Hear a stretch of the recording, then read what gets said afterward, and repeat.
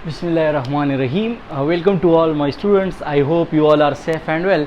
So dear students, आज का हमारा जो लेक्चर है बहुत ही इंटरेस्टिंग है, जो कि इम्पोर्टेंस ऑफ मियोसिस और सिग्निफिकेंस ऑफ माइटोसिस के ऊपर है।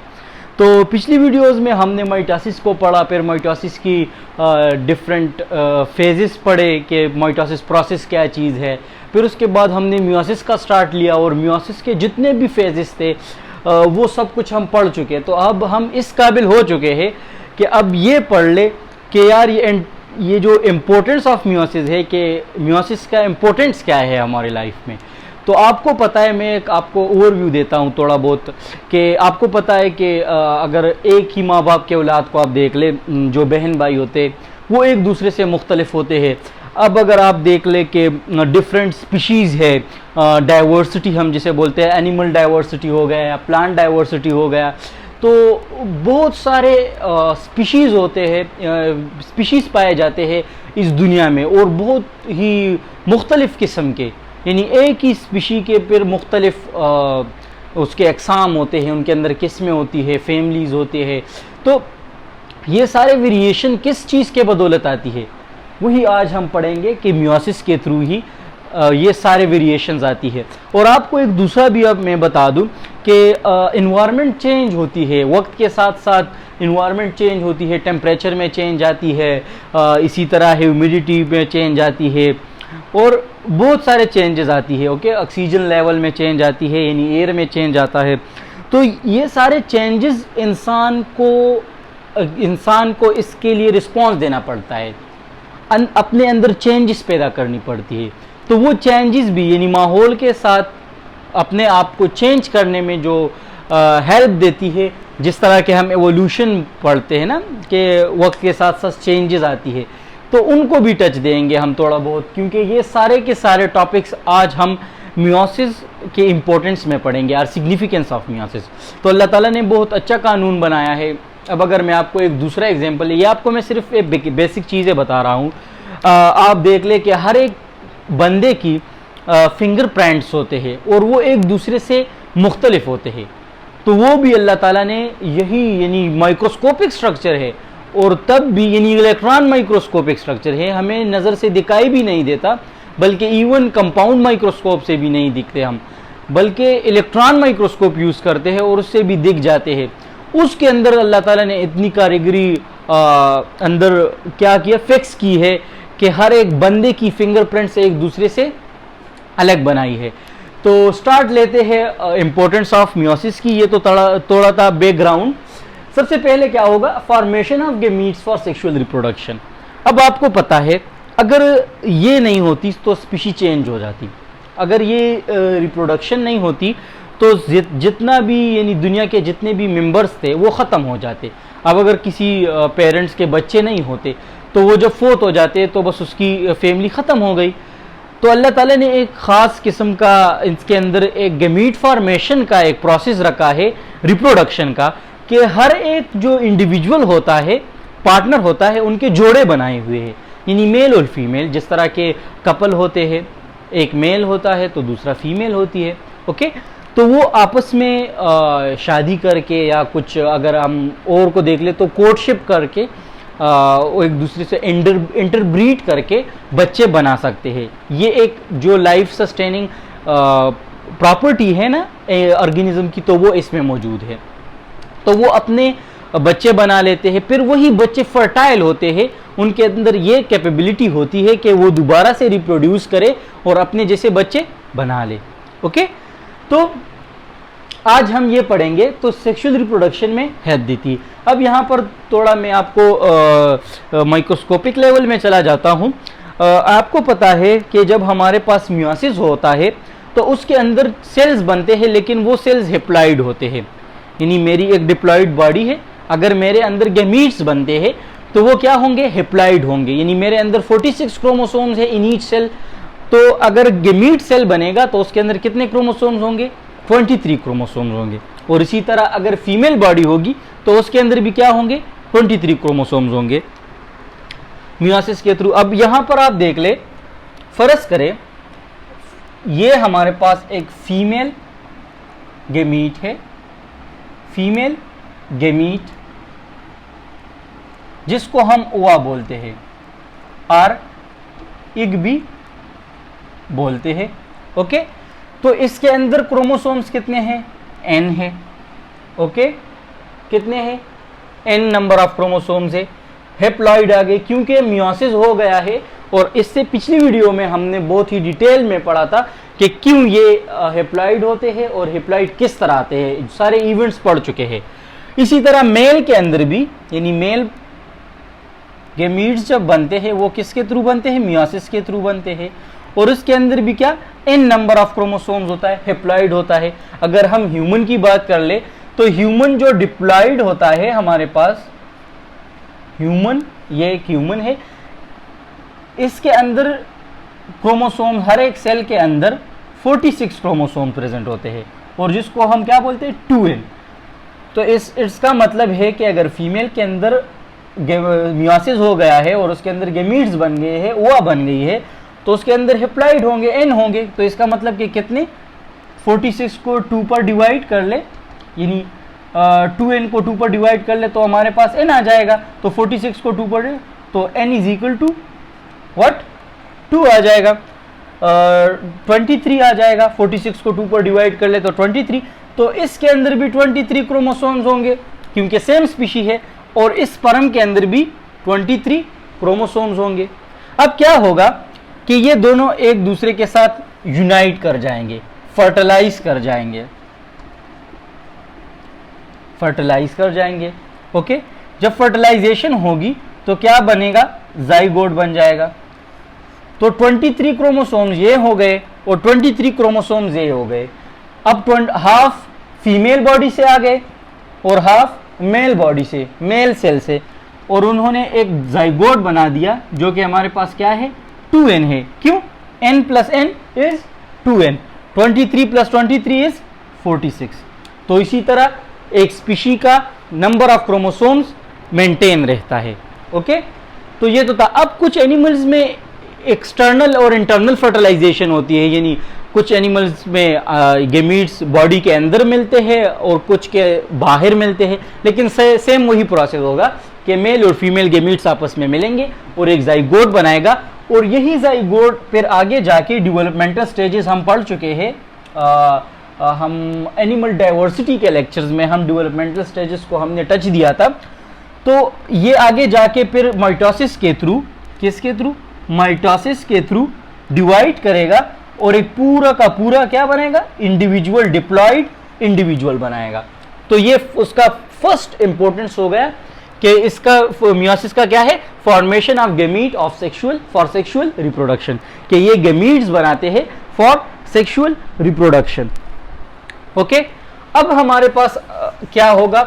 कुछ एनिमल्स, कुछ ऑर्गेनिजम्स ऐसे होते हैं, कुछ ऑर्गेनिजम्स ऐसे होते हैं कि जिनका पूरा का पूरा बॉडी ही हेप्लॉइड होता है। जिस तरह हमारा बॉडी डिप्लॉइड होता है ना, तो उसका पूरा का पूरा बॉडी हेप्लॉइड होता है, यानी उसके अंदर नंबर ऑफ क्रोमोसोम जो होते हैं वो हेप्लॉइड होते हैं। जिस तरह के फंजाई हो गया, या बाज मोस्टली तो डिप्लॉइड होते हैं, लेकिन some of them are in eukaryotic unicellular की अगर हम बात कर ले, यूकेरियोटिक यूनिसेलुलर ऑर्गेनिज्म की, तो उनमें कुछ ऐसे होते हैं, कुछ ऑर्गेनिजम्स ऐसे होते हैं कि उसका पूरा का पूरा बॉडी क्या होता है? हेप्लॉइड होता है।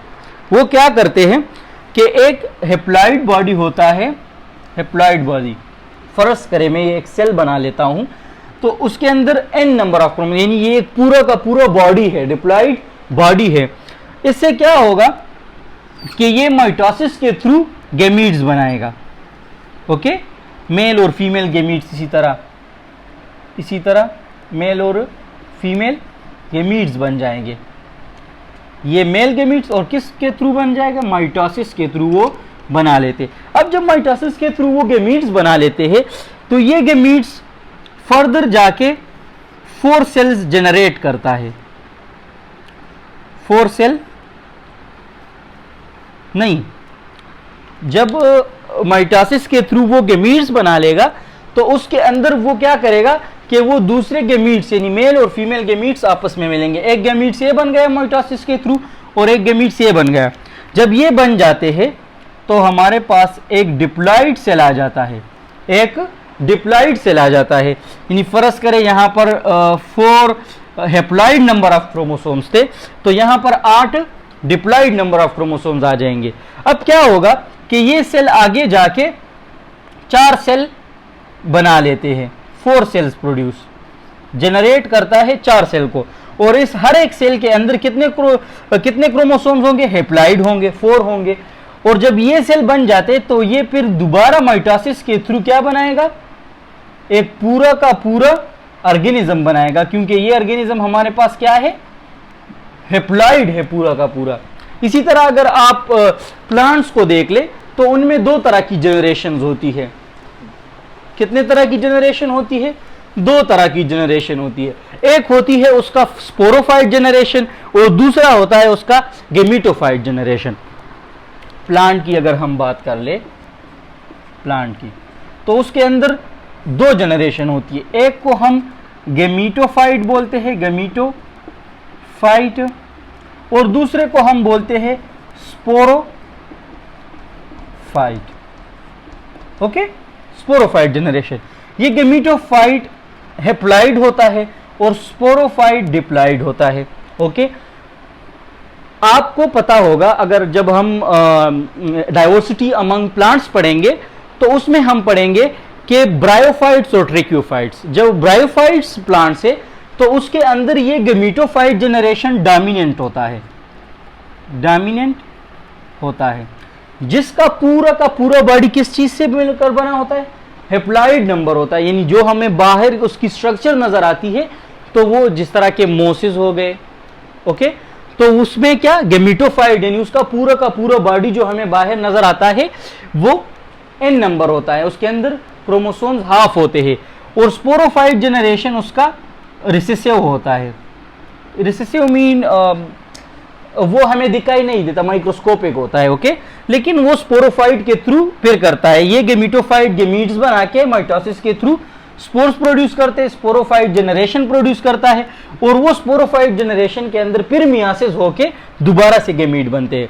और अगर ट्रेक्योफाइट्स की आप बात कर ले तो उसमें गेमिटोफाइट जनरेशन डोमिनेंट नहीं होता, उसमें स्पोरोफाइट जनरेशन डोमिनेंट होता है। जिस तरह के अब अगर आसपास के जो पौधे होते हैं आप देख ले, जिस तरह के पाइनस हो गया, आम के पेड़ हो गए, या इसी तरह डिफरेंट कलर्स ऑफ फ्लावर्स हो गए, ये सारे क्या है हमारे पास ट्रेक्योफाइटा में आते हैं। एंजियोस्पर्म और जिम्नोस्पर्म प्लांट्स आते हैं, तो उनका पूरा का पूरा जिसमें आपको देखने को मिलता है स्टेम मिलता है, लीव्स मिलते हैं, इसी तरह रूट्स मिलते हैं, तो वो क्या है स्पोरोफाइट। यानी उसके सेल के अंदर कितने 2n नंबर ऑफ क्रोमोसोम होता है, तो वो 2n number of spore mother cell आगे जाके मियोसिस के थ्रू गेमीट्स बनाएगा, गेमिटोफाइट जनरेशन, और गेमिटोफाइट जनरेशन से दोबारा क्या बनेगा, स्पोरोफाइट।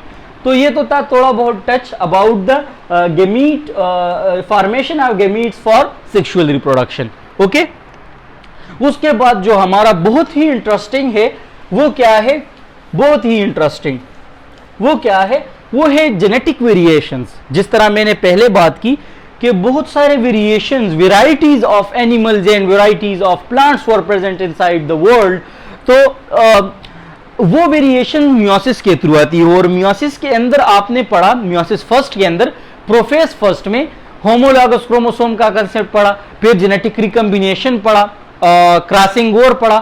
तो यहां पर वही बात है।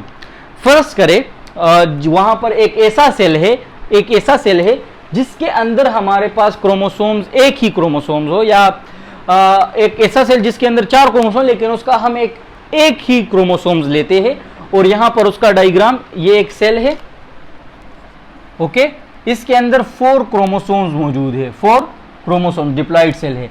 इसका एक क्रोमोसोम्स हम यहां आके बड़ा करके दिखाते हैं, ओके, यहां पर बड़ा करके दिखाते। अब प्रोफेज फर्स्ट में क्या होगा, क्योंकि ये एक क्रोमोसोम्स के अंदर 2 क्रोमेटिड्स मौजूद होंगे और आइडेंटिकल होंगे, तो हमने जीन का कंसेप्ट भी पढ़ा कि जीन्स क्रोमोसोम डीएनए का एक खास सेगमेंट होता है जो कि एक पर्टिकुलर ट्रेट को कंट्रोल करेगा, ओके, और अल्टरनेटिव फॉर्म में होगा, यानी अलीलिक फॉर्म में होगा। जिस तरह के जीन्स मेल क्रोमोसोम्स पर होंगे, होमोलॉगस का कंसेप्ट हम पढ़ चुके, उसी तरह फीमेल के ऊपर भी होंगे।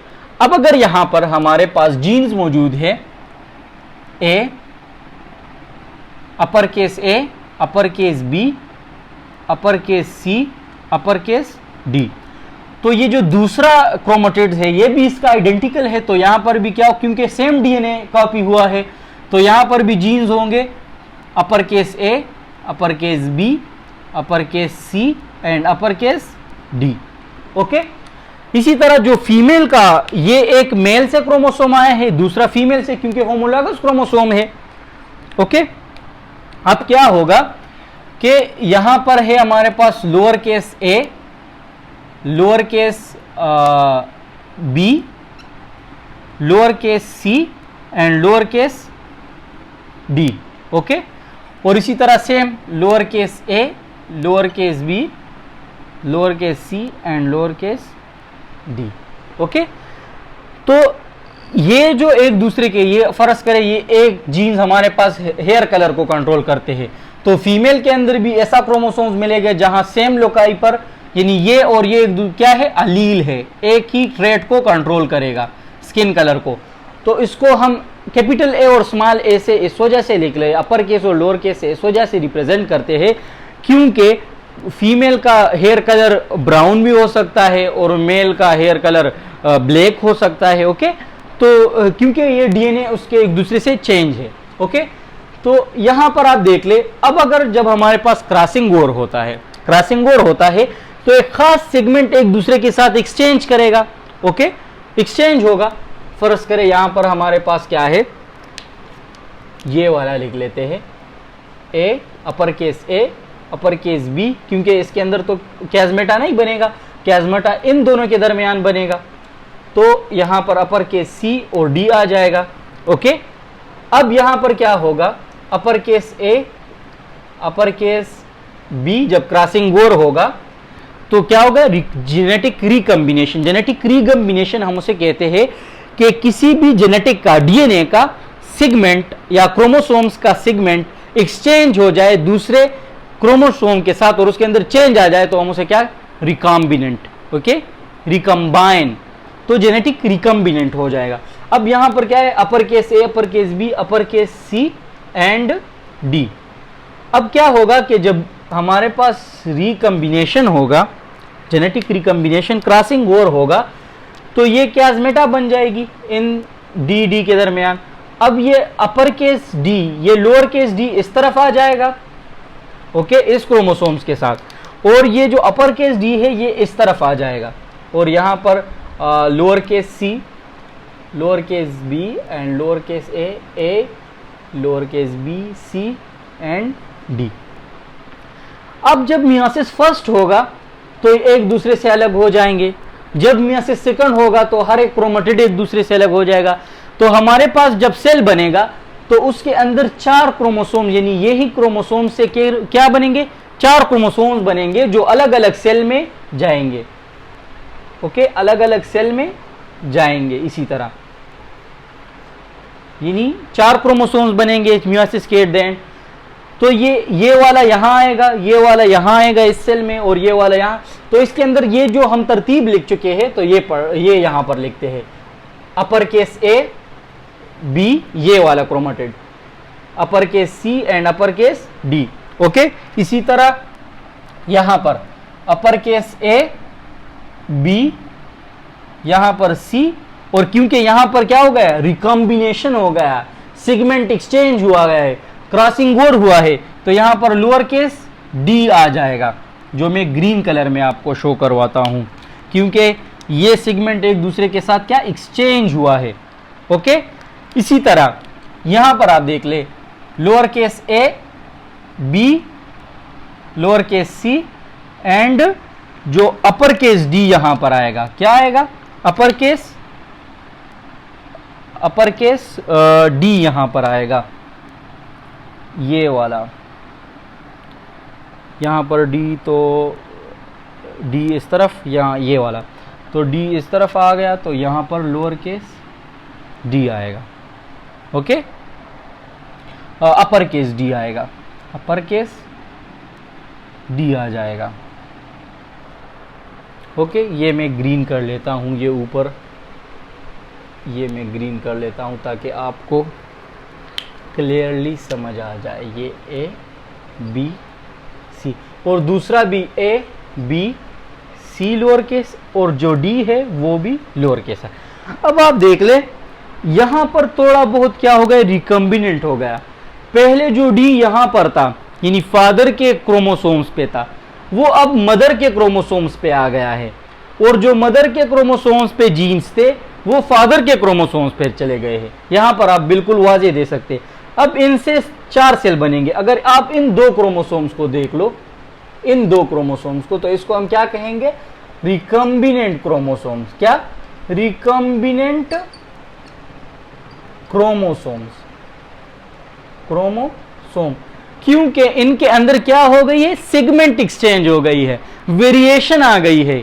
तो यही वेरिएशन अब ये सेल आगे जाके अगर ये फीमेल में हुआ है तो ये ओवम प्रोड्यूस हुआ है, तो ये जब आगे जाके किसी दूसरे सेल के साथ मिलेगा तो इसके अंदर क्या, जीन्स की तरतीब। अब एक क्रोमोसोम्स के ऊपर, ये तो मैंने सिर्फ एक जीन की आपको एग्जांपल से समझा दिया, लेकिन हर एक क्रोमोसोम्स के ऊपर ज्यादा क्रोमोसोम्स के ऊपर 1 से 2 से 3 से बहुत ज्यादा थाउजेंड्स ऑफ जीन्स हो सकते हैं। तो यहां पर तो मैंने सिर्फ एक जीन को आपको एग्जांपल देने के लिए, समझाने के लिए सिर्फ एक जीन का एक्सचेंज किया एक दूसरे के साथ, सेगमेंट का। ओके, तो ये जो 2 क्रोमोसोम्स हमारे पास बन गए जिसको हम रिकम्बिनेंट क्रोमोसोम्स, तो वो किसके प्रोसेस के थ्रू बन गए, मियोसिस प्रोसेस के थ्रू। और यही वो रिकम्बिनेशन है जो बाद में जाके वेरिएशन लाता है। इन्वायरमेंट के साथ जो चेंजेस होती है इंसान की बॉडी में, उसके खिलाफ चेंजेस पैदा करता है। ओके, उसके अंदर डेवलपमेंट होती है, इवोल्यूशन भी इसी के थ्रू आता है, सेक्सुअल रिप्रोडक्शन के थ्रू। और हमारे पास जो फिंगरप्रिंट्स होते हैं हर एक के अलग अलग होते हैं, वो भी इसी जेनेटिक रिकम्बिनेशन की वजह से है, और इसके साथ यानी मियोसिस प्रोसेस की वजह से।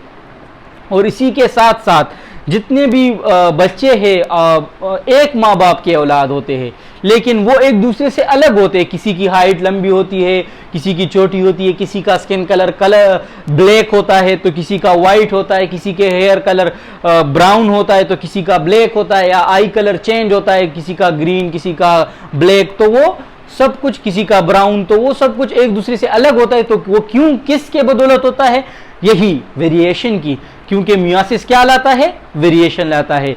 तो आज हमने पढ़ा कि जो मेंटेनेंस ऑफ रिप्रोडक्शन है, गैमीट फॉर्मेशन है, वो भी मियोसिस के थ्रू होता है। और वेरिएशन जितने भी होते हैं, डाइवर्सिटी जितनी भी पाई जाती है इन द वर्ल्ड, वो किसकी बदौलत है, मियोसिस प्रोसेस के बदौलत है। तो आई होप ये लेक्चर आपको समझ में आ गया होगा, और ये बहुत ही इंटरेस्टिंग है, मुझे बहुत ही इंटरेस्टिंग ये लगा, तो इस वजह से मैंने आप लोगों को पढ़ा लिया। अगर इसके हवाले से कोई भी क्वेश्चन हो तो आप कमेंट करके ज़रूर पूछिएगा, इंशाल्लाह उस पर हम अलग सी वीडियो बनाएंगे। थैंक यू, अल्लाह हाफिज़।